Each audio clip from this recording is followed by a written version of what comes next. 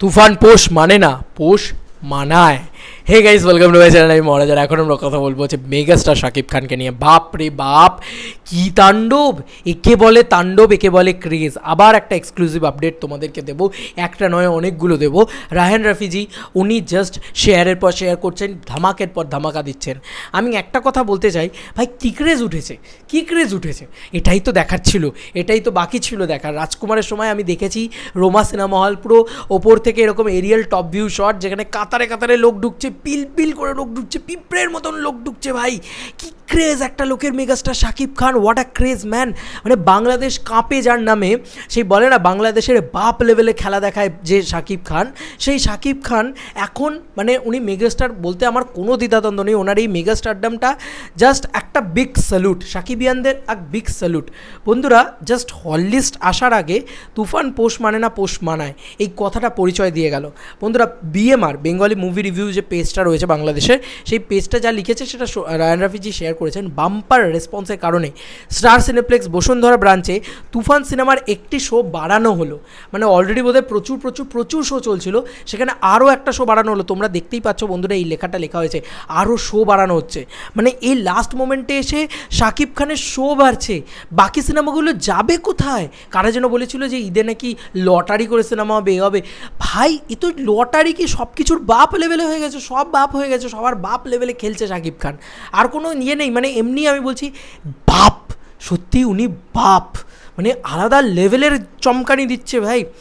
এরপরে তো এটা আমি তোমাদেরকে পড়ে শুনিয়েছি যে স্টার সিনেপ্লেক্সে মানে অলরেডি একটি বিশেষ ঘটনা, স্টার সিনেপ্লেক্স শাখা বসুন্ধরা শাখায় দ্বিতীয় দিনের সব টিকিট অগ্রিমে সোল্ড আউট। মানে আমরা তোমাদেরকে বললাম যে স্টার সিনেপ্লেক্স সোল্ড আউট, এটা ঠিক আছে।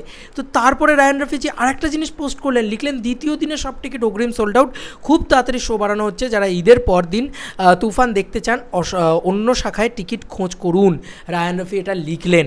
হায় ভগবান, কী ক্রেজ ভাই! অন্য শাখায় খোঁজ করতে গিয়ে দেখা গেল সেই শাখাতেও শেষ। মানে প্রথম 3 দিন শাকিব খানের সিনেমার এই তুফান তোমরা দেখতে কতজন পাবে তাই নিয়ে যথেষ্ট ডাউট আছে, কারণ টিকিটই পাওয়া যাচ্ছে না। যারা আগে থেকে কেটে রেখেছে সব একজন 100, 110, 120 এইগুলো করে কেটে রেখেছে। This is the power of megastar Shakib খান।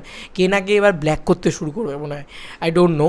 এবার আসি Shyamoli cinema hall. Shyamoli cinema hall কিন্তু তুফান নিয়ে মারাত্মক এক্সাইটেড। তারা লিখেছে তুফান মুভির টিকিট দেওয়া হচ্ছে, কাউন্টারে চলে আসেন ফ্রম ডে ঈদ উল আধা 2024 তুফান অ্যাট শ্যামলী সিনেমা। সেখানে শো টাইম দেওয়া হচ্ছে, দেখো একটা সিনেমা হলে 4-4টে শো, হ্যাঁ, তুফানকে নিয়ে।